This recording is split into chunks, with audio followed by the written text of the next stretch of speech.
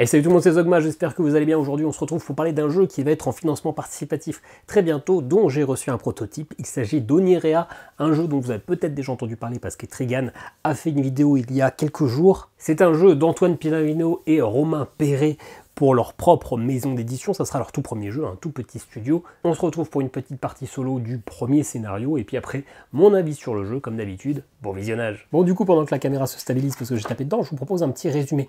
Globalement, on est dans un monde où à l'époque il y avait les 5 dragons du chaos qui se battaient corps et âme, ils voulaient juste se faire la peau, et sauf qu'à l'intérieur de ces dragons il y avait comme le souffle, une puissante lumière qui les animait, même s'il n'était que chaos.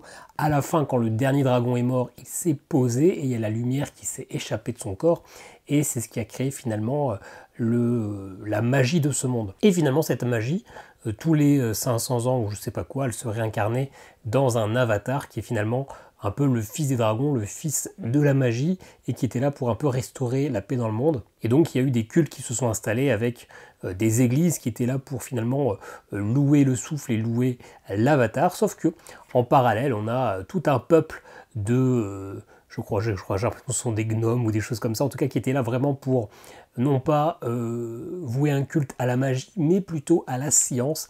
Et ce peuple-là, finalement, a commencé à un petit peu semer la zizanie et puis finalement essayer de prendre un petit peu le pouvoir sur tous les autres peuples. C'est ceux qu'on appelle les machinistes, jusqu'à avoir finalement monté une inquisition, l'Inquimagus, pour capturer le nouvel avatar. Et ça fait plus de 20 ans que l'avatar a disparu, qu'il n'y a quasiment plus d'église du souffle, que tout a été ravagé. Et c'est là que va commencer notre histoire avec l'appel de l'incarnation. Ça fait donc 20 ans après la percée de l'Inquimagus dans notre vallée de Belle-Rive. Globalement, on est dans une zone qui justement n'a plus trop de magie. On essaie de vivre quand même tranquillement.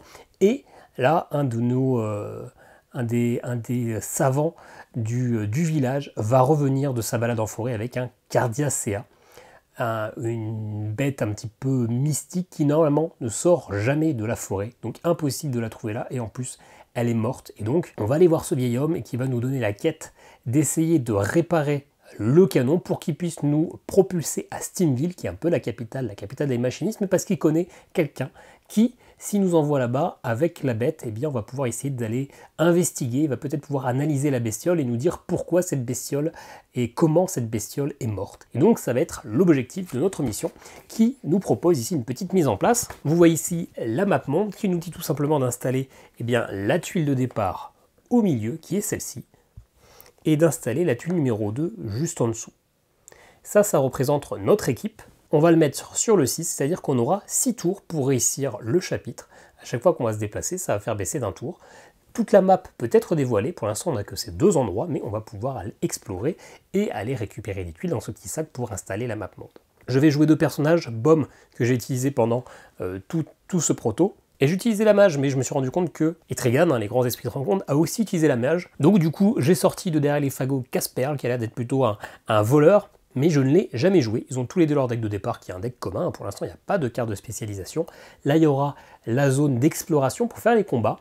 La partie, c'est le village. On va pouvoir acheter des objets, forger, récupérer des quêtes secondaires, récupérer de l'équipement avancé. On a notre coffre, on a l'exil, on a l'école de la magie pour apprendre des magies. La mise en place n'est pas tout à fait terminée, ça nous dit de révéler 3 nouvelles tuiles à mettre à ces endroits. Les tuiles, en fait, sont recto verso. Quand on en pioche une, à l'instant où on la sort, on choisit la face, enfin on la choisit, on la pioche, ce côté-là restera ce côté-là. Je vais devoir être obligé de le poser là, parce que j'ai décidé de le poser là, mais par contre, en cours de partie, j'aurai la possibilité d'aller regarder derrière et éventuellement la retourner. Ça, c'est ce qu'on va utiliser avec la discrétion. Vous voyez qu'il y a une piste tout en haut, on commence avec 5, et on regarde sur nos personnages si on a des personnages discrets. Lui, il est discret, il fait -0, lui, il fait -1. Du coup, on est à 4 au total. Finalement, quand je me déplacerai sur cette tuile, si je dépense un point de discrétion, je vais pouvoir la retourner pour avoir des bonus qui m'intéressent un peu plus. Là, ça change rien. Ou alors avoir des rencontres avec des bonus. Là, vous voyez qu'on a une rencontre facile, mais aucun bonus. Là, si je réussis cette rencontre, qui est assez dure quand même, j'aurai plein de bonus. En l'occurrence, je l'ai placé là et je vais faire pareil pour les 2 autres endroits. Donc c'est assez sympa, on a la map qui s'installe.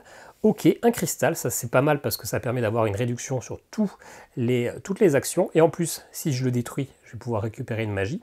Par contre, rencontre compliquée, ça sera forcément ça. Et derrière, c'est quoi? Juste une école de magie, sans aucune rencontre, beaucoup plus simple. Et il nous reste une dernière tuile à placer. pas de ressources, une rencontre assez simple qui va permettre simplement de refaire sa main et de choper une quête annexe, et derrière, un peu plus intéressant. Ok, allez, on a terminé la mise en place. Ça nous dit qu'il faut mettre le voyage super canon au magasin parce que ça va faire partie de notre quête. On a le boss, le gigantesque qui sera la Lichimère. Hop, je la mets sur sa face tactique comme ça, je récupère ça que je vais mettre comme ceci, on le mettra sur le plateau très prochainement. On a donc placé la pioche exploration ici, et puis on a nos conditions de victoire. On doit posséder au moins une créature dans le coffre, donc on va devoir faire des combats. On doit avoir acheté le voyage super canon, il faut se rendre sur la tuile de départ pour l'utiliser et donc se barrer, être propulsé à Steamville. Chaque personnage a les points de vie au maximum, 5 pour Baume et 4 pour Casperle, et on commence avec une certaine intelligence. Vous voyez qu'il y a une petite flèche. 5 et 5, c'est notre main maximale, donc 5 égale 5 cartes. Chacun va commencer avec ses cartes en main. Si à n'importe quel moment je dépasse cette valeur d'intelligence, je serai obligé de défausser des cartes. On a une magie d'expert, la super caravane. Elle commence chez Baume parce que pourquoi pas. Et à la fin, au début de la prochaine manche, ça ira de l'autre côté. Bam bam, on va s'échanger cette magie qui tout simplement permet d'aller piocher des cartes. Comment ça va se passer sur une phase? Eh bien, tout est symbolisé ici. La première étape, c'est qu'on va pouvoir se déplacer sur une case adjacente. Je peux aller révéler des cases qui sont vides et aller piocher quelque chose, sauf que c'est pour l'instant impossible parce que vous voyez qu'il y a des murs épais et ici c'est invisible. Si je veux aller là, je vais devoir aller faire un petit tour. Moi, du coup, j'ai un objectif principal, parce qu'avoir quelqu'un dans le coffre, une créature, j'aurai forcément un combat, c'est surtout d'aller acheter ce super canon. Un objet, ça me coûte une pièce. Bon, les pièces, c'est en faisant des combats. Mais ça me demandera d'avoir une plante et un métal de disponible. Ça, ce sont les ressources que l'on voit sur les tuiles. Je peux toutes les utiliser une fois par tour, ou alors des ressources que j'ai dans mon coffre. Vous voyez que de base, j'ai déjà une plante comme ça, donc finalement il va me manquer le lingot de métal, donc il va falloir que j'aille explorer pour essayer de trouver ce lingot. Ok, je peux me déplacer. Mon premier déplacement, ça va être d'aller ici. Je peux, en dépensant une discrétion, c'est ça le terme? Je crois, peu importe, hein, c'est pas très important, retourner la tuile. Bon, cette tuile-là n'est pas retournable, et de toute façon, ça me va très bien. Hop, ensuite, eh ben, je perds un temps. Il me restera plus que 5 jours. Il y a des fois des effets qui permettent de récupérer des jours, mais je ne suis pas sûr que ce soit le cas dans ce premier niveau.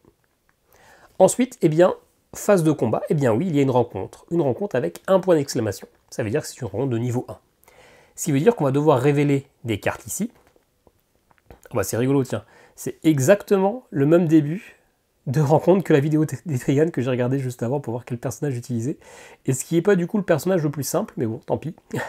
Et sachant que moi, quand j'ai fait ce niveau la première fois, je ne l'avais pas du tout rencontré ce personnage-là. Bon, et bah très bien. La petite subtilité, c'est que ce point d'exclamation, vous voyez qu'ils sont ici. On va devoir révéler des cartes jusqu'à avoir cette valeur-là. Sauf que cette valeur-là, des points d'exclamation, de menaces, on doit la multiplier par le nombre de héros.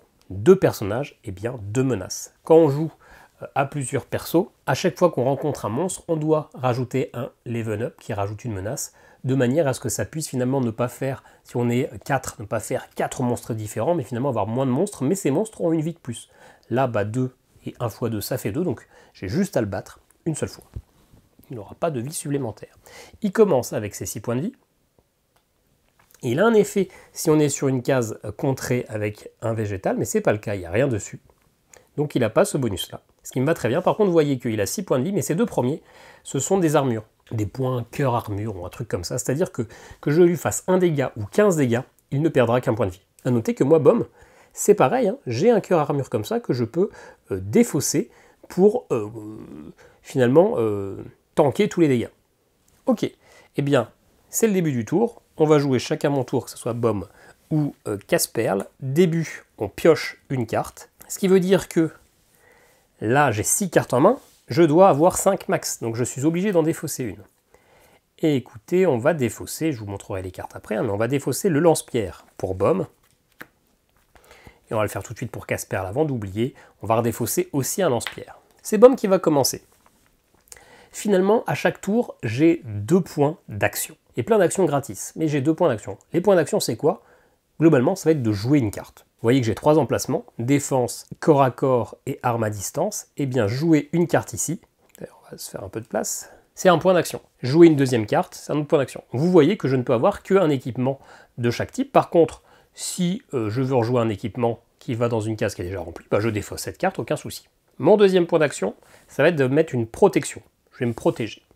Et du coup, je vais utiliser mon équipement de base, je vais l'incliner, hein, c'est utilisable qu'une seule fois par manche. Ça fait un dégât à distance. Vous voyez que l'ennemi a deux positions. Il commence toujours à distance, mais il va pouvoir venir éventuellement au corps à corps. Quand il est à distance, on peut l'attaquer qu'avec un équipement à distance. Les équipements à distance, il faut défausser une carte, celle de mon choix. Si je ne peux pas défausser, je ne peux pas le faire. Eh bien, je vais défausser ma potion, parce que pour l'instant, j'ai toute ma vie, et vous voyez que quand je le défausse, j'ai un effet. Piocher un objet. Voilà. Et du coup, je lui fais un dégât. Il a un cœur armure, donc je ne peux lui faire qu'un dégât à la fois, mais ça tombe bien, je ne fais pas plus. J'ai fait mes deux actions. Ça, forcément, la défense, c'est pour plus tard. Les actions gratuites, c'est les attaques, d'activer les cartes ou d'utiliser des objets. Pour l'instant, je n'ai rien de plus. Allez, à casse-perle. Il a une main de carte qui est totalement similaire à Baume. Hein. Au départ, on a la même chose. Je vais faire la même chose. Je vais placer un lance-pierre et une petite défense, un petit bouclier. J'espère que ma vie est toujours dans le champ de la caméra. Sinon, c'est pas grave. Sinon, on va avancer ça un petit peu. J'ai placé mes deux cartes, donc j'ai fait mes deux points d'action, et je vais activer le lance-pierre, et je vais supprimer cette protection. Elle ne sera pas défaussée, parce que le Phasmosaure n'a pas d'effet qui peut me faire défausser cette carte, donc j'ai aucune raison d'avoir une deuxième protection. Hop, lance-pierre, et hop. Il n'y a plus que 4 dégâts. C'est la fin de mon tour. Ennemi. L'ennemi, qu'est-ce que ça fait? On a l'étape qui est ici. La phase du haut, c'est ce qu'il fait s'il est à distance. La partie du bas, c'est ce qu'il fait s'il est au corps à corps. Il est à distance, donc ça dit qu'il se déplace, hop, vers le bas, flèche vers le bas, il va faire un dégât. Et il va me briser un équipement à distance. Il va toujours essayer de viser quelqu'un qui a un équipement à distance. Quand il y a égalité, ben, il prend ce dé. On va le lancer. Vous allez voir, c'est je trouve un point un peu négatif. Hop, et on regarde le sens de la flèche. Ça va vers Baume, donc c'est Baume qui va attaquer. On utilise ces flèches-là pour départager. En vrai, un des 6 aurait été beaucoup plus simple que se casser la tête où pointe la flèche. Alors là, ça va, mais quand elle pointe comme ça, qu'est-ce que c'est? Bon, bref. Donc, Baume va prendre un dégât. Hop, ah bah non, même pas. Il va incliner sa protection. Il va tanker un dégât. Par contre, il se défausse de ça. On repasse à moi. Deuxième tour. Hop, je réincline. Enfin, je désincline tout ça et je repioche une carte chacun. On n'a pas la limite max, donc c'est tout bon. Vous voyez qu'il y a 4 phases de combat. Et après, le combat n'est pas terminé. Mais s'il n'est pas terminé, je vais rester en combat et je vais perdre un tour. Un jour. Donc finalement, ça va potentiellement déclencher ma fin de partie. Et je meurs, j'ai perdu, si j'arrive à 0. Et j'ai perdu si mes deux personnages sont KO. J'ai perdu si, quand je suis KO, je dois défausser une carte secrète, une carte spéciale d'un perso. Pour l'instant, je commence sans carte spéciale. Donc pour l'instant, dès le premier KO, c'est game over. Allez, on rejoue Baume. Il est à distance, il est au corps à corps, donc maintenant je peux l'attaquer avec une dague, je peux l'attaquer également à distance, parce que les armes de distance attaquent aussi au corps à corps. Donc première action, je vais mettre une dague, deuxième action, je vais mettre mon lance-pierre. Je vais activer le lance-pierre, je vais défausser la protection, je lui fais un dégât. J'active la dague, je lui fais un dégât. Fin de mon tour. On passe à casse-perle, on va placer une dague. Je ne vais rien faire d'autre en action. Avec le lance-pierre, je vire la dague, je lui fais un dégât, et avec la dague, je lui fais le dernier dégât. Le Phasmosaure est mort, il va dans la défausse d'exploration. Ça, ce sont mes mains, je les mets un peu à part. Il n'y a plus personne, le combat est terminé. Je peux aller mettre des monstres dans mon coffre, et dans ce cas-là, je récupère ces ressources-là, que je peux utiliser pour acheter des objets ou autres. Sauf que je peux aller mettre dans mon coffre jusqu'à une menace, un point d'exclamation. Cette carte-là a 2 points d'exclamation, donc elle ne peut pas aller dans mon coffre. Donc cette créature va aller dans la défausse d'exploration, elle va y rester. Je pourrais peut-être la mettre dans le coffre lors d'un prochain combat, mais pour l'instant, c'est pas possible. Il me restait 2 tours avant la fin, ce qui veut dire que je peux piocher une carte. Ma défausse est vide avec lui. Et pareil avec Casper. Il reste encore 7 manches, donc je peux repiocher une carte avec Baume. Et pour Casper, eh bien, je remélange la défausse. Et on passe à la phase de nettoyage. Tous les équipements que j'ai installés vont dans la défausse. Par contre, c'est vraiment que ces équipements-là. Si j'avais réussi à gagner des mercenaires qu'on va pouvoir voir dans cette phase d'exploration, ils restent en place. Et on arrive à la phase de trésor. Donc en final, c'est maintenant qu'on met dans le coffre, mais j'ai été un peu rapide. Et on regarde ici le bonus. Eh bien, je vais pouvoir récupérer une carte spéciale. Donc pas une carte secrète, une carte spéciale, en fait, je sais plus. Et ces cartes spéciales, finalement, ce sont les cartes spécifiques de mon héros. C'est comme ça, c'est pour ça que je suis allé en bas pour commencer finalement à stuffer mon héros. Donc je peux avoir une magie, je vous expliquerai comment ça marche la magie. Clairement, pour Baume, j'aime bien deux trucs. J'aime bien le Martenclume, qui permet d'ignorer les cœurs en métal et de faire 2 dégâts, très puissant au corps à corps. Et l'écu d'éclat, qui finalement permet de faire des contre-attaques à 1 dégât à chaque tour. À chaque fois, je me prends des dégâts, donc c'est quand même franchement pas mal. Mais je vais plutôt prendre ceci, ça va directement dans ma main. Et donc Casper, lui aussi, va récupérer ces cartes. Je vais les découvrir, hein, parce que pour le coup, je n'ai jamais joué avec ce perso. Alors ça, c'est une carte que l'on retrouve aussi chez Braum. D'ailleurs, c'est sûrement qu'elle est à lui et que les cartes sont mal rangées. Voilà, je les ai posées comme un gros sale. Alors les chamoufles, qui permet de récupérer en discrétion. Ok. Un mercenaire, qui peut m'aider. Quand il est vaincu, déjà, il peut tanker 2 fois des dégâts. C'est pas mal. À la place de Casper, il peut les prendre. Et quand il est vaincu, bam, il fait des dégâts à tout le monde. Mon surin, si cette arme est détruite, je gagne un os, qui permettra de faire des choses.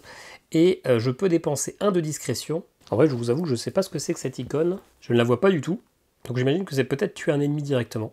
Ce qui serait plutôt compatible avec l'effet du mec. Je sais pas.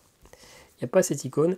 Et sinon, cet équipement grappin permet de rapporter les gens qui sont à distance. C'est pas mal, avec des dégâts pas énormes, mais qui permettent d'aller récupérer les ennemis à distance. Donc ça me va bien, ça ira dans ma main. On vérifie toujours si j'ai pas dépassé les 5 cartes. 4 pour lui. Et 4 pour lui également. Ok. Allez, on arrive à la phase du gigantesque, le lit de chimère. La première fois, il va se passer sur le plateau. Comment on va savoir où est-ce qu'il va se placer? Il va se placer le plus loin possible du centre. On va lancer le dé. Hop, on met exactement dans la même position et ça pointe là-haut. Il va commencer tout là-bas. Forcément que s'il est sur la même case que moi, ça va déclencher un combat. Et vous voyez qu'il a 6 points de vie, qu'il est insensible. Ah, ça c'est l'effet poison, il est insensible au poison, ok. Ah oui, c'est l'effet là, sauf qu'il y avait la petite griffe à côté, du coup je me demandais ce que ça voulait dire, mais ça veut juste dire qu'il inflige un poison. Bref, il est insensible au poison, donc s'il va pas terrible avec Casper, mais pour l'instant il n'a pas d'effet de poison de toute façon. Il est loin, donc on n'est pas prêt d'avoir un combat. Ok, eh bien, la caravane, hop, passe, hein, le chien à bois et les caravanes passent, ou un truc comme ça en tout cas. Donc ça c'est une magie, hein. Si je brûle une carte, c'est-à-dire que je la place dessus, je fais l'effet, et je n'ai plus cette carte dans ma main pour ce tour. Ok, alors du coup, on n'a toujours pas notre lingot, donc on va essayer d'aller explorer, on va plutôt aller explorer en bas. Et d'ailleurs, juste avant, ça, on l'a fait, donc maintenant, cette contrée est libérée. On va aller explorer en bas. Hop. On va aller prendre une tuile. Ça sera celle-là de ce côté-là. Ah bah, c'est exactement ce qui m'intéresse. Je pourrais aller en plus à la boutique à la fin de ce tour, donc c'est parfait. Et en plus... je pourrais me soigner. On a tous les bonus du monde. Et derrière, on a la même chose, mais en moins bien, donc ça me va très bien. Et en plus, vous voyez que sur mon dé, il y a le 4 avec cet équipement. À la phase de bonus, je vais pouvoir aller récupérer des équipements améliorés. Ok, eh bien, on a 2 points d'exclamation, on est 2, 2 fois 2, 4. Je vais révéler jusqu'à avoir 4 de menaces. Comme je vous l'ai dit, à 2 joueurs ou plus, dès qu'on révèle un monstre, on rajoute un level up. Comme ça, on ne va pas cumuler les monstres, on va éviter d'avoir 4 attaques par tour, mais par contre, lui aura 2 vies. Hein. Quand j'ai battu sa première ligne de points de vie, on retire le petit truc et il en reprend d'autres. Donc ça fait déjà 2, moi il faut que j'aille jusqu'à 4. Et ben, ça sera du coup le deuxième, hop, qui lui aussi a 3 points de vie, ça va. Il va avoir un effet qui nécessite de mettre ça ici sur le 3, on verra ça en cours de route. Je suis donc premier joueur. On va jouer avec Baume ou avec Casperle. Je ne crois pas avoir lu dans la règle qu'il fallait forcément respecter un ordre bien particulier. On va jouer un peu dans l'ordre qu'on veut, mais l'un puis l'autre. Donc du coup, ce que moi je propose... Alors le bebon il est un peu plus chiant. Parce que si je comprends bien, c'est une bombe à retardement. Hein, donc quand elle arrive à 0, boum, ça explose, ça fait 2 dégâts. Donc on va essayer de focus lui. Lui finalement est pas si embêtant que ça. Donc la première action avec Casperle, ça va être de placer le grappin. J'ai un effet permanent, je peux positionner au corps à corps la créature attaquée. Je vais tout de suite, hop, l'activer. C'est du distance, donc je dois défausser un objet. Ça sera celui-ci qui me permet de piocher une carte. Lui, je lui fais un dégât. Et du coup, je le ramène au corps à corps. Il me reste encore une possibilité. Bah, je vais jouer ma dague, que je vais activer tout de suite. Hop là. Parfait. Ça, je ne vous ai pas dit, une fois par scénario, on peut activer notre pouvoir qui est écrit ici. Je dois perdre un os. Donc ici, hein. Donc par exemple, je peux mettre que cette ressource allait ravager, je pourrais plus l'utiliser, ou alors utiliser un os que j'aurais éventuellement dans mon coffre, pour infliger du poison à une créature au corps à corps. Lui, c'est infliger un dégât, enfin mon prochain dégât inflige silence ou paralysie à une créature. La paralysie, ça bloque l'attaque, le silence, ça bloque l'effet, tout simplement. Ça, c'est qu'une fois par scénario, hein, donc on va devoir faire un petit peu attention. Lui, il a terminé, ça va être à Baume. D'ailleurs, est-ce que j'avais pioché en début de manche? Non, j'avais pas pioché, hein, parce que c'est ça ma dernière. Donc on va le faire tout de suite. Hein. Premier effet qui est ici, c'est de réactiver les cartes et de piocher. Ok, bah du coup, on fait pareil, on fait un petit coup de lance-pierre et on défausse la gourde, comme ça je repioche et je lui fais perdre sa première vie. Je récupère ce petit jeton one-up. Alors dans les règles, c'est écrit que c'est de 3-4 joueurs, dans les règles du chapitre 1, et après dans les règles de base, il dit juste qu'on récupère ce petit jeton. Donc je ne sais pas si je le récupère vraiment ou pas, mais on va partir du principe que dans les règles de base, c'est pas écrit que c'est qu'à partir de 3 joueurs, c'est écrit vous les récupérez. Ce qui me permettra, en le défaussant, d'aller récupérer 2 cartes. Il est mort, mais du coup, il récupère une nouvelle vie, hop là. Il me reste du coup une autre action, ça va être de placer mon martenclume, et du coup que je vais activer, c'est pour ça que je vais d'abord le ramener au corps à corps, lui va lui faire 2 dégâts. Bam! Il est quasiment mort. Allez, on a tous joué, on va donc les activer chacun dans leur sens, il va avancer, il va faire 0 dégâts, tranquille. Par contre, il va briser une arme à distance, tout le monde a une arme à distance, donc qui est-ce qui va viser? À gauche, c'est mon lance-pierre ici qui va casser. Lui, eh ben, il est au corps à corps, donc il va faire cet effet-là, il va faire 2 dégâts et il va remonter. Et là, du coup, c'est peut-être pas le meilleur choix de le ravancer parce que du coup, ouais, j'aurais dû le laisser derrière en fait, hein, parce que du coup, moi j'ai aucun bouclier, donc il va faire 2 dégâts. À qui? Bah vous voyez, là c'est un peu chiant. Je vais relancer, je sais pas vers qui il cible. Là c'est exactement pareil. Là c'est exactement... Eh, dis donc. Ok, il tourne bien à gauche, donc c'est Baume. Bah écoutez, je vais utiliser mon armure qui va tout encaisser. Ok, allez. Deuxième manche, on réactive tout et tout le monde pioche. Bah, tout le monde a sa défausse vide. Ça pioche vide, donc on remélange la défausse. Et j'avais pas fait gaffe hein, que c'était au corps à corps qu'il allait attaquer, qui mettait aussi cher, sinon j'aurais mis des petites protections pour tanker un dégât, mais bon. Allez, ça va, Baume à utiliser son cœur. De toute façon, là, je vais pas vous faire tout le scénario, enfin toute la campagne. Allez, on va commencer... Bah, on va essayer de le tuer, lui. Hein. Lui, là-bas... Ah, d'ailleurs... Au début de son tour, il perd un chrono. Hein. Hop là. On va essayer de le terminer, lui. On va déjà mettre une protection ici. On va placer un lance-pierre là. Et on va, avec le lance-pierre, défausser la protection. Comme ça, il prend un dégât. Et avec le martenclume, il prend 2 dégâts. Si j'avais été plus malin, ce qu'on va faire tout de suite, je le défausse. Comme ça, je repioche 2 cartes. Et comme ça, en le tuant, je le récupère. Hop là. Maintenant, c'est à casse-perle. Je ne vais pas pouvoir le tuer, j'aurai pas de quoi faire 3 dégâts. Quoique. Peut-être que si. Un dégât avec la dague. Un dégât avec le grappin. Je vais virer ça. Qui me permet de piocher une carte. Et j'ai toujours rien placé, j'ai fait aucune action. Je vais placer un lance-pierre. Donc je suis obligé de défausser ça. Du coup, je peux le réactiver. Attendez. Est-ce que... Donc, premier dégât avec ça... Non, deuxième dégât, pardon. D'abord, j'active le grappin. Donc, il était à 3. Premier dégât, la dague. Deuxième dégât, le grappin. Et je défausse, du coup, ça. Et ensuite, je joue un lance-pierre que j'active en défaussant la protection. Bam. Lui, il est mort. Voilà. Hop, phase d'ennemi. Il est tout seul. Il avance. Il ne fait pas de dégâts. Par contre, il y a son petit chrono qui baisse. Troisième tour. Chacun repioche une carte. On réactive tout. Et bon, là, il a un dégât, donc on va pas se casser la tête plus longtemps. Il fait les 2 dégâts avec le martenclume. Bam, il est mort. Donc du coup, il me restait un tour. Chacun repioche une carte. Personne ne dépasse son max. Hein. Lui, il est à 5 et l'autre, il n'a que 2 cartes. On va recycler ça, ce qui veut dire que je n'aurai pas ma grosse arme tout de suite pour Baume, mais c'est pas grave. On arrive à la phase de coffre. Alors du coup, ici, il y a 2 points d'exclamation, donc je peux aller mettre jusqu'à 2 points d'exclamation dans le coffre. Donc soit le Phasmosaur tout seul, soit finalement les deux là. Ça me permet d'avoir un point de magie, et un point de magie, ça permet d'aller jouer une magie sans avoir à brûler une carte, à placer une carte, mais ça m'intéresse pas trop. Je vais mettre le Phasmosaur au coffre, ce qui fait que maintenant j'ai une plante et une pièce. Ça du coup, eh bien, ça reste dans la défausse. Ok, allez, phase de bonus, et bah la phase de bonus, elle est là, je peux aller acheter.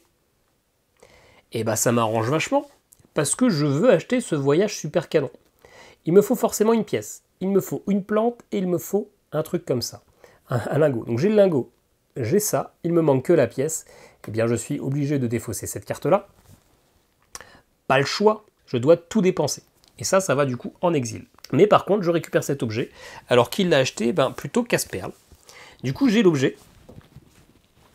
Je n'aurai quasiment plus que aller ici pour l'utiliser, sauf que j'ai quand même pour mission d'avoir au moins un monstre dans le coffre, donc il faudra que j'aille faire au moins une autre rencontre. Et j'ai purifié cette zone. Finalement, ça se passe plutôt bien.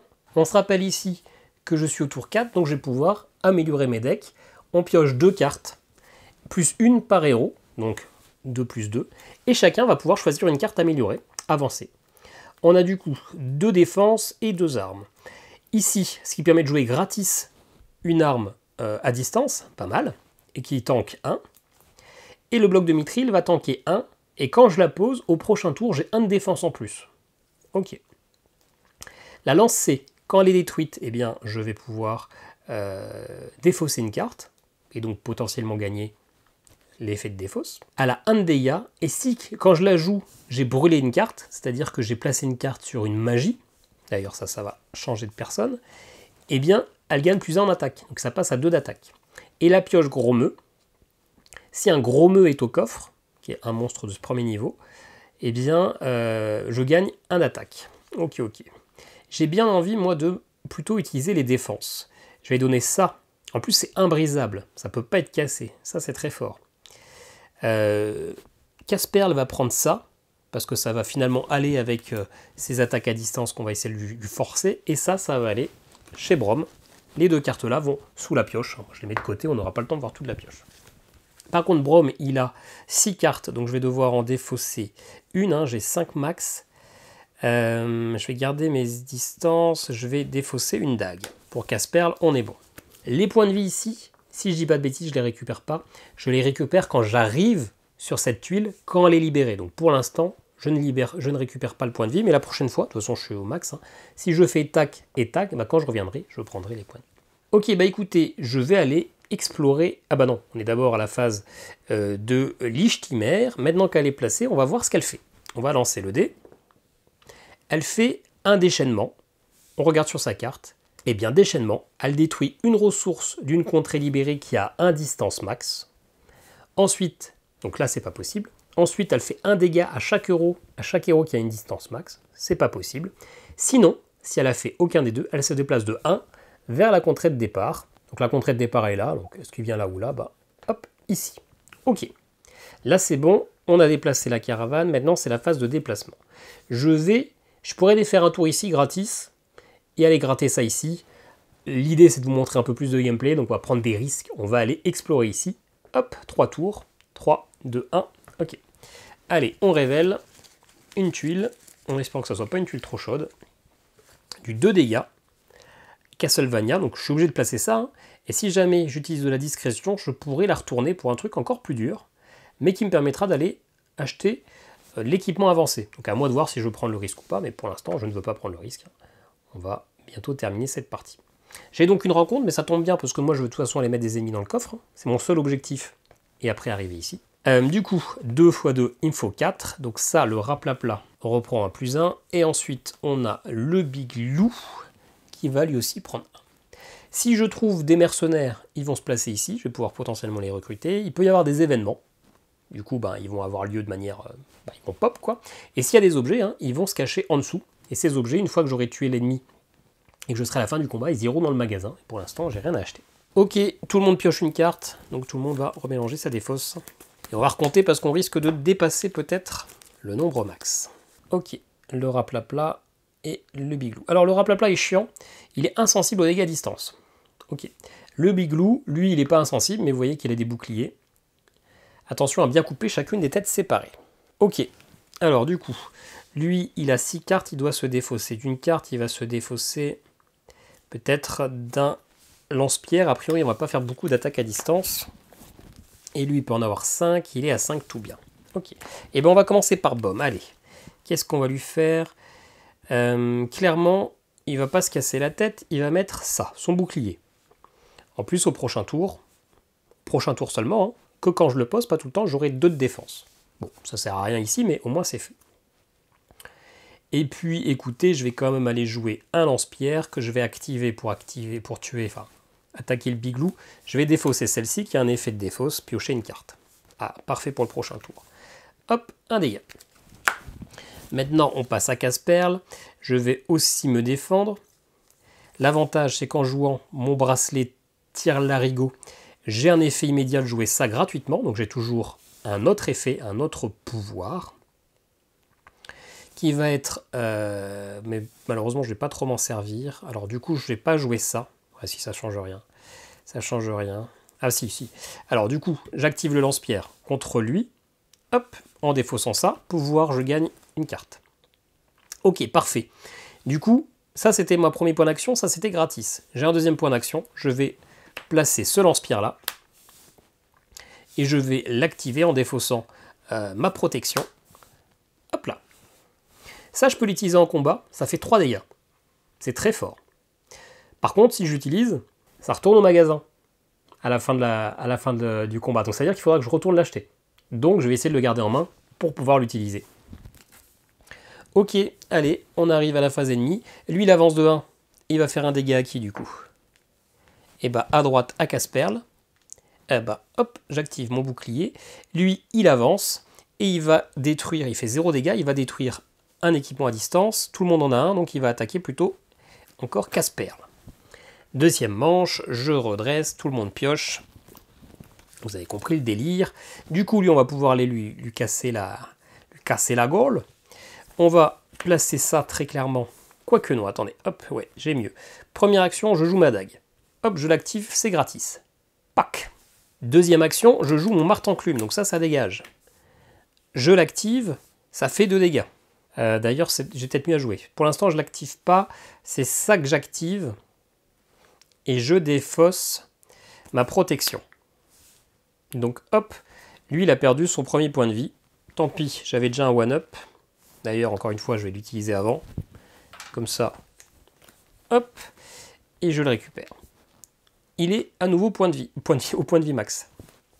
Ça, je ne l'ai pas encore activé. Ça fait 2 dégâts et ça ignore les cœurs à ramure. Donc hop, tac, 1 et 2. Je ne suis pas obligé de d'abord lui attaquer celui-ci. Donc ça, c'est très bien. Allez, on arrive à Casse-Perle qui a du coup plus rien en main. Je vais juste placer ma dague. Je vais faire un dégât. Alors malheureusement, je pensais pouvoir le tuer ce tour-ci. J'ai pas vu que j'avais rien du tout et ça, je vais le garder. Du coup, je vais faire un dégât au raplapla. Ok, phase. Alors du coup, j'aurais pu l'utiliser peut-être pour piocher un moment. Non, c'est bien. Lui, il est déjà au corps à corps, il va faire un dégât. À qui il fait le dégât? À lui. Poc. Je contre. Et lui, du coup, il est au corps à corps, il fait un dégât à qui? À lui. Hop, je contre. Troisième manche, on réactive tout. Et on va repiocher une carte. Alors du coup, les attaques à distance, c'est très bien. Sauf que du coup, ça fait défausser d'autres mains et après, on est un peu en galère. On est un peu en galère. Allez, bah, je fais un dégât. Oh, quoique, attendez. On va d'abord... Qu'est-ce qu'il a, l'autre? Qui est-ce qui va jouer en premier? Ouais, je vais commencer avec lui. Je fais 2 dégâts. J'ignore les effets. Il est mort. Ok. Donc lui, il n'accepte pas les dégâts au corps à corps. Hein. À distance, pardon.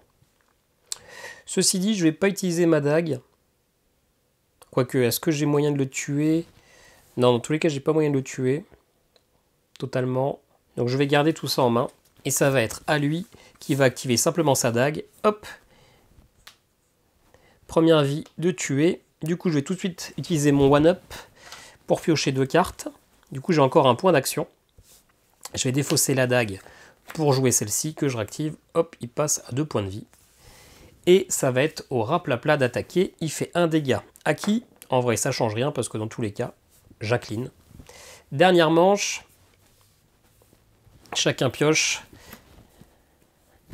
Mais de toute façon, j'ai même pas besoin de jouer de cartes, puisque le Martenclume fait 2 dégâts. 1, 2, le Raplapla est mort. Il nous restait pas de tour, donc eh bien, on ne repioche pas. Ça va dans la défausse, ça aussi. Phase de bonus, déjà je suis ici, enfin la phase de coffre avant la phase de bonus. J'ai du coup 2 points d'exclamation, je peux aller mettre 2 monstres. Alors, ceux-là, non, parce que des fois il y a des monstres sans point d'exclamation, bah dans ce cas-là ils y vont tous directement.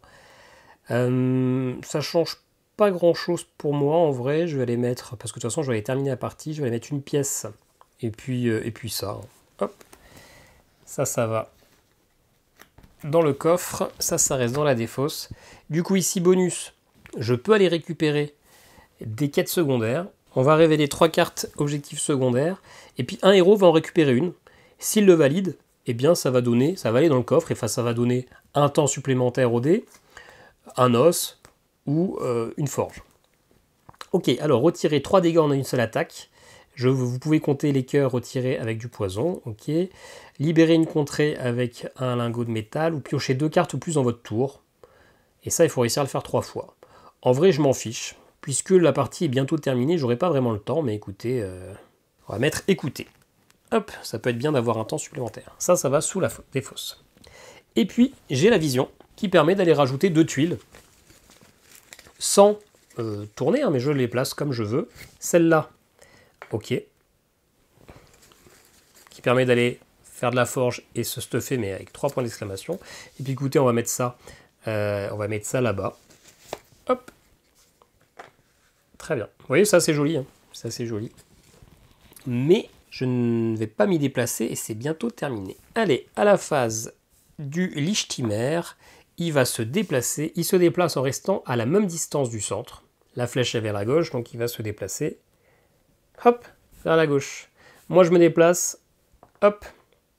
Alors la caravane change de côté. Je me déplace ici. Il n'y a pas d'action. J'ai déjà libéré cette contrée. J'aurais pu aller là pour le fun, mais écoutez, on va terminer la partie. Vous avez globalement vu un peu comment ça se passe. Il se passe rien. J'ai ni action, ni bonus, ni rien du tout. Hein, donc très bien. Il n'y a pas de combat. On refait le tour. On repasse à la phase du Lichtimer. Il va encore se déplacer en restant à la même distance du centre. Donc il ne s'en rapproche pas. Parfait. On se redéplace ça. Et moi, je vais aller ici. On arrive à la phase de bonus. Alors déjà, en arrivant ici, j'ai plein de choses que je peux faire. Tout le monde récupère un point de vie, mais tout le monde était au max. Je peux aller au magasin. J'ai pas besoin parce qu'en fait, j'ai déjà acheté. Je peux aller à l'école de magie. Je vais vous montrer comment ça marche, l'école de magie, ou pas. Ça me coûte 2 pièces. En l'occurrence, je n'ai qu'une pièce dans ce coffre. Si j'avais mis ça, c'était plus intelligent. Si j'ai des cristaux, eh bien, je peux les défausser pour aller améliorer une de mes cartes magie. Imaginons que j'ai celle-ci au rang apprenti. Je détruis totalement un cristal, hop, j'améliore mon sort. Et donc dans cette école de magie, il y a 5 sorts de base qui permettent d'aller finalement mettre du silence à une créature, changer la position corps à corps, distance, etc., faire des dégâts, récupérer de la vie, enfin bref, des magies qui peuvent être intéressantes. En l'occurrence, moi, ce que je vais faire ici, utiliser hors combat, je perds un temps, hop, c'est bon, hein, c'est pas quand j'arrive à Game Over que je suis terminé, c'est Game Over, c'est mon dernier tour. Je perds un temps pour téléporter l'équipe dans la contrée de votre choix. Bah, en pratique, c'est l'objectif de mon truc. Je possède au moins une créature dans le coffre, j'en possède 2.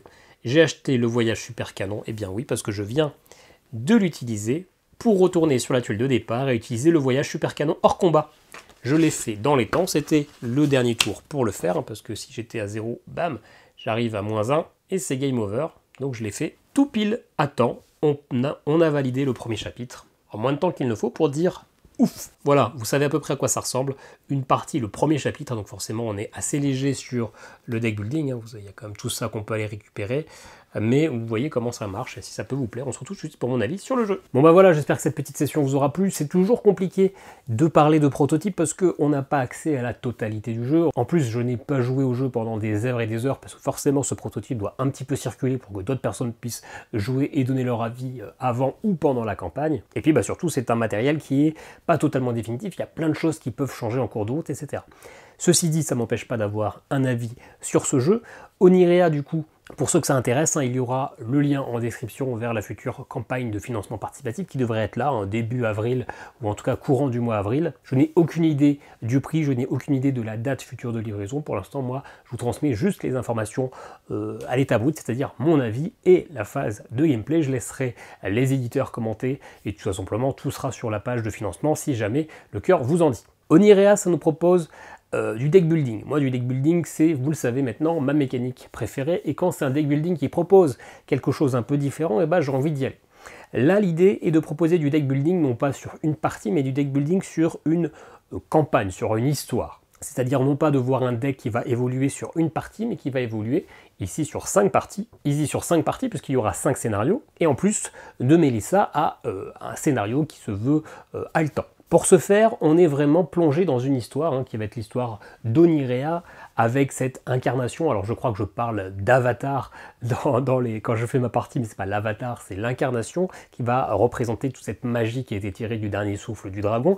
Je trouve que le lore est franchement bien travaillé. On a quelques pages d'introduction sur le scénario, on a une belle page à chaque fois au début de chaque chapitre pour expliquer un petit peu l'histoire. C'est plutôt bien écrit, c'est assez punchy, il y a pas mal d'actions, ça donne envie. Du coup je connais que les 3 premiers chapitres sur les 5, ça donne plutôt envie, c'est suffisamment bien détaillé et bien écrit pour qu'on se plonge, qu'on soit immergé dans l'ambiance. L'autre chose, c'est que le design est franchement cool, ça se voit encore plus au niveau de toutes les petites tuiles qu'on va mettre sur la map monde. Je trouve que le dessin type aquarelle, alors je ne sais pas du tout quel type est utilisé, mais je trouve ça franchement très mignon, très joli. C'est plutôt féerique, même si on est dans un univers qui va mélanger un petit peu tout ce qui va être finalement steampunk ou ce genre de choses, mais je trouve que les teintes de couleurs, le design et tout, je trouve ça franchement chouette. Je trouve que c'est plutôt bien réalisé. Je crois que c'est Romain Perret, justement, un des 2 auteurs qui fait aussi l'illustration. C'est franchement top. Au niveau du gameplay, il y a plusieurs choses que je trouve intéressantes, notamment justement avoir une mise en place de départ, mais on va pouvoir aller explorer la map monde, et justement le fait d'aller tirer une tuile et que cette tuile soit recto verso et que finalement on va être obligé de mettre la première face celle qu'on tire, mais on pourra regarder ce qui est derrière. Est-ce que c'est plus simple, est-ce que c'est plus dur, est-ce que les récompenses collent un peu mieux à mon objectif, ou est-ce que les récompenses sont plus attractives pour mon deck building, et que si finalement quand on arrive sur cette tuile, on veut retourner la tuile, et qu'on dépense nos points de discrétion qui vont dépendre de nos archétypes de personnages. Je trouve que c'est une belle idée. On a ce côté exploration, on a ce côté un petit peu suspense. Est-ce qu'on va tomber sur un truc assez facile, ou le truc il faut absolument, parce qu'on arrive à la fin de la manche, à la fin de la partie, il ne nous reste plus beaucoup de tours, donc il nous faut enfin notre bonus. Je trouve que c'est assez plaisant, ça donne un petit suspense. On a un petit côté Captain Flip, alors pas tout à fait, parce que une fois qu'on a posé, on n'a pas le droit de tout de suite le retourner, mais tout ça, je trouve que c'est plutôt une bonne idée. Au niveau du deck building pur, c'est compliqué de nos jours de créer des nouveautés. Là, il y a 2 choses qui sont assez intéressantes. J'aime bien l'idée des équipements, le fait que quand on pose un équipement, il reste en place, il ne disparaît pas à la fin du tour. D'ailleurs, on n'est pas obligé de jouer toutes les cartes de notre main, bien au contraire, on va les garder en main si on ne les a pas utilisées. C'est pas ce genre de deck building où on joue toute notre main et c'est terminé. Bien sûr qu'on peut enchaîner, on n'a que 2 actions, bien sûr qu'on n'a que 2 actions payantes par tour, mais on peut tout à fait poser une arme, l'activer gratuitement et la défausser pour en mettre une autre à la place, l'activer. On n'est pas limité finalement à une attaque au corps à corps par tour, on peut balancer un peu notre main comme ça pour faire les dégâts.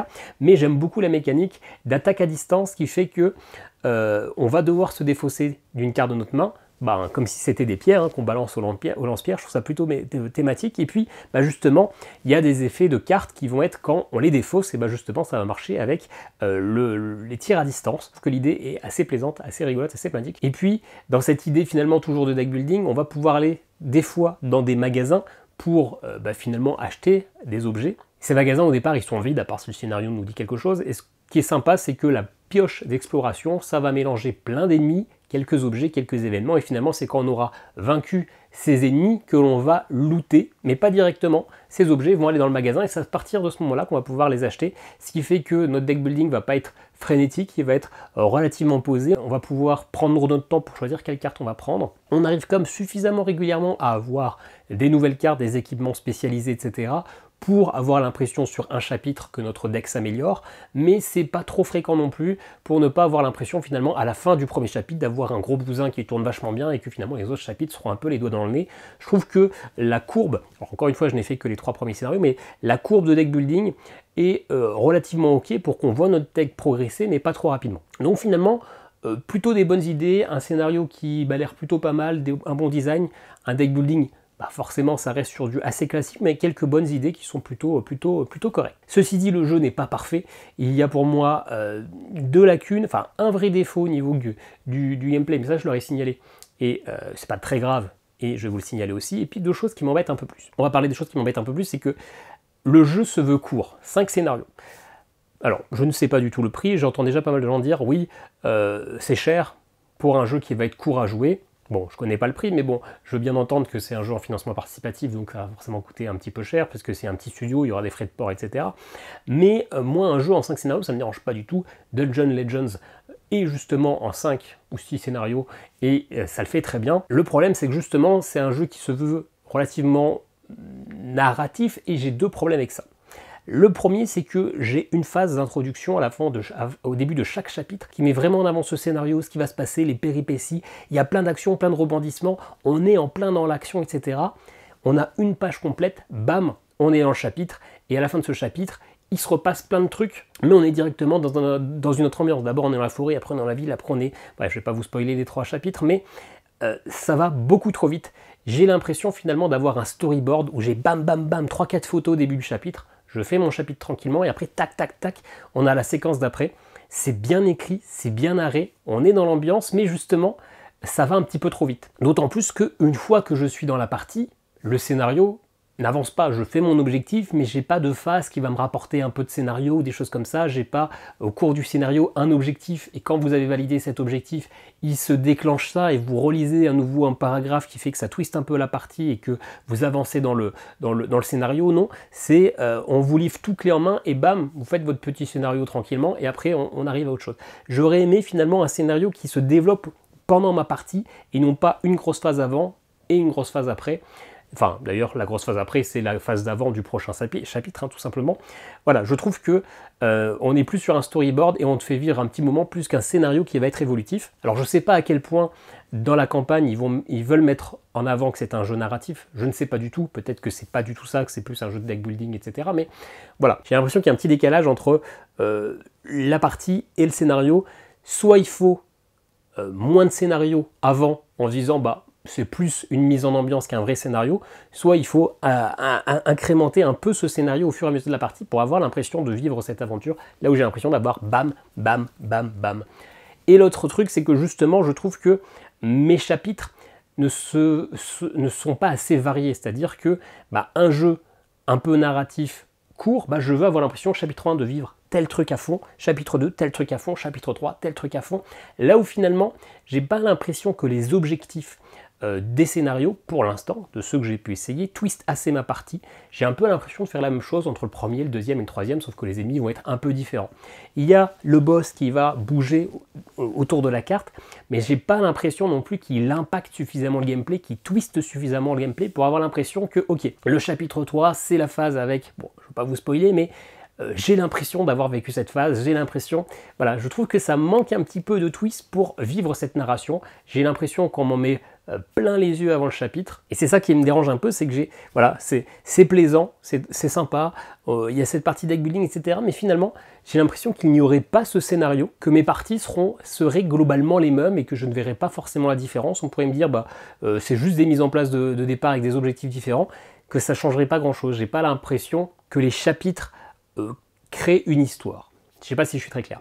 Et voilà, ça c'est du ressenti, hein, chacun va avoir son goût là-dessus. Le seul vrai défaut que j'ai au niveau du gameplay, c'est finalement quand les ennemis doivent choisir leur cible, lancer ce dé avec une flèche, La flèche, elle scanne un peu plus à droite, un peu plus à gauche, je trouve ça horrible. Un des 6, les pairs, c'est personnage de droite, les impairs, personnage de gauche, c'est beaucoup plus pratique. Alors je comprends que cette flèche peut avoir un effet quand on va placer le boss sur la carte, c'est plus facile de choisir l'orientation, mais pour les cibles, entre les deux ennemis, je pense qu'il faut rajouter un D6 dans la boîte, que ça sera beaucoup plus simple. Voilà, donc c'est un jeu finalement qui propose pas mal de bonnes idées. C'est un jeu qui est relativement plaisant, mais moi je n'irai pas le financer, parce que justement je trouve que les scénarios sont pas assez différents. L'histoire n'impacte pas assez le gameplay d'un scénario pour vraiment avoir l'impression de vivre ce truc. Et c'est ça que moi qui m'embête un petit peu, c'est qu'on me propose une histoire qui semble assez riche, qui est pas mal développée avant les chapitres, mais je ne les ressens pas une fois que je joue, et je trouve ça un petit peu dommage. Finalement, j'aurais préféré qu'on me propose moins de scénarios, parce que du coup, j'aurais eu moins cette ambivalence, il me manque un truc, là, on me raconte une histoire qui est super cool, et finalement, je la ressens pas pendant que je joue. Donc, il va falloir peut-être essayer d'ajuster un petit peu les deux. En tout cas, vous connaissez maintenant un petit peu Onirea, n'hésitez pas à aller voir la vidéo d'Etrigan pour avoir aussi un second avis sur le jeu. Vous savez finalement si mes points négatifs peuvent être des points négatifs pour vous, si mes points positifs sont aussi des points positifs pour vous, ou des points négatifs, mais je vois pas trop pourquoi ça serait des points négatifs. Il y a quand même de bonnes idées, c'est plutôt plaisant, mais j'aurais aimé finalement que les scénarios soient plus twistés. Encore une fois, je ne sais pas si je l'ai dit dans la vidéo, mais je l'aurais dit dans le mail, à la manière d'un Dungeons Legends qui propose 5 chapitres, mais finalement dans ces 5 chapitres, j'ai quand même l'impression de faire des choses assez différentes qui sont axées sur ce qu'on m'a raconté en début de chapitre. Voilà, ce n'était que mon avis, n'hésitez pas à le partager, à commenter, n'hésitez pas à cliquer sur la page du financement participatif pour en apprendre un peu plus et surveiller tout ça de très près, et puis moi je vous dis à très bientôt pour nos vidéos. Ciao ciao.